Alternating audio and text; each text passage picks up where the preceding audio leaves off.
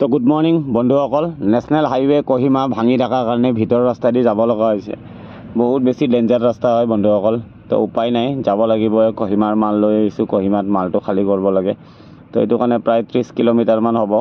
ৰাস্তাৰ অৱস্থা চাওক না বন্ধুসকল, বহুত বেছি ৰিক্স হৈ আছে। আৰু সব গাড়ী এইপিনে আহি আছে, যিহেতু যিবিলাক ডিমাপুৰ যাব লাগে, গুৱাহাটী যাব লাগে, সব এইপিনে আহিছে। ছুপাৰ টুপাৰ সব এইপিনে আহিব দিছে বন্ধুসকল। তো ময়ো সোমাই দিছোঁ, আগত পুলিচ আছে হাইৱেৰ ওচৰত, যে হাইৱে ভাঙি আছে, তো এইটো কাৰণে এইপিনে যাব লাগিব।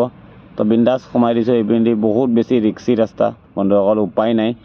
কহিমা মাল খালী কৰিব লাগিব। আমাৰ মালবোৰ জানে আৰ্জেণ্ট থাকে, টাৱাৰৰ মাল। তো এইটো কাৰণে ফাৰ্ষ্ট টাইম আহি আছোঁ এনেকুৱা ৰাস্তাইদি। মানে আহিছোঁ বেয়া ৰাস্তাত, বাট হ'লে বি কহিমা হাইৱে হ'লে মানে বহুত বেছি ওচৰ হৈ যায়। ডিমাপুৰৰ পৰা 80 কিলোমিটাৰ হয়, বাট ৰাস্তাটো বৰ বেয়াকৈ ভাঙি গৈছে। টিভি চেনেলত দিয়ে আছে কহিমা ৰোড ভাঙি থকা বুলি। তো এইটো কাৰণে মানে যোন পিন্ধি পাওঁ সোনপিন্ধিয়ে সোমাই দিব দিছে।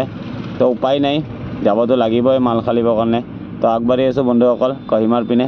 তো চাই থাকিব ভিডিঅ'বিলাক, আৰু যদি ভাল লাগে লাইক কমেণ্ট কিবা কিবি ঢেৰ কৰি দিব। তো ৰাস্তা ঘাট একো চাই লাভ নাই আমাৰ লগত, আমি যাব লাগিবই, উপায় নাই।